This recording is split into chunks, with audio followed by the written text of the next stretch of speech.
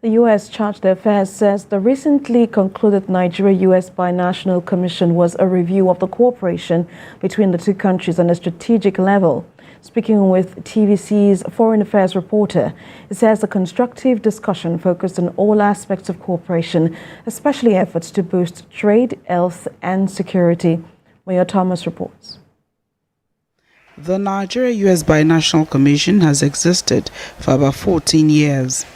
Since its establishment, the strategic dialogue has expanded mutual cooperation in areas of increased bilateral trade and security. It also helped in the fight against Boko Haram insurgency. We were really able to have some very meaty discussions because we also had some specific working groups on topics of real specific interest, like the Africa Growth and Opportunity Act and how we can boost Nigerian exports to the United States, on cybersecurity, on food security. So we really had a really robust conversation.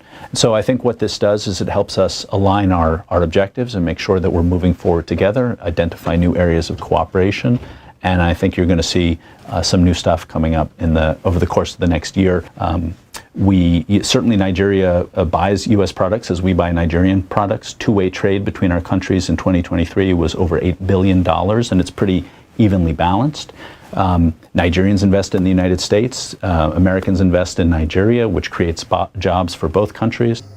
One of the new things promised at the recent Abuja 6th Binational Commission meeting was a commitment to help advance Nigeria's technology. We now have, I think, a really elevated focus on technology.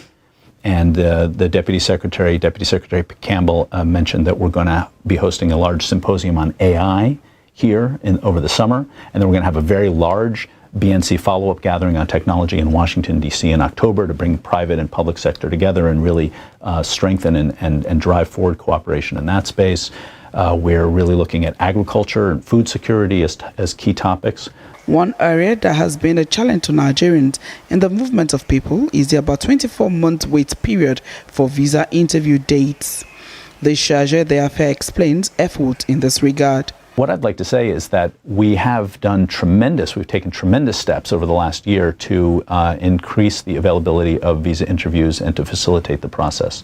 For example, we have extended the validity of visas from 2 years to 5 so that people don't have to renew their visas so frequently, reducing demand on a biannual basis.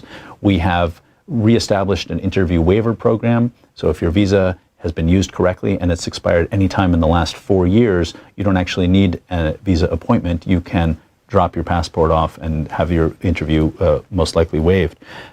We have certainly increased our staffing and stepped up our availability of interviews.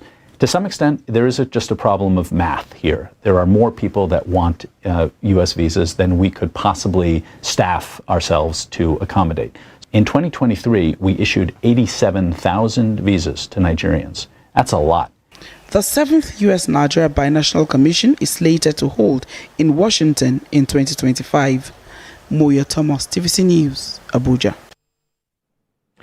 Well, Afghanistan's Ministry of Interior Affairs says gunmen have killed an Afghan citizen and 3 foreign tourists said to be Spanish citizens in the central region of the country. The Ministry of Interior spokesman also says 4 foreign nationals and 3 Afghans were also injured in the attack by gunfire. The Taliban government has strongly condemned the crime, extending its condolences to the families of the victims. 4 persons have been arrested, but no group has claimed responsibility for the attack.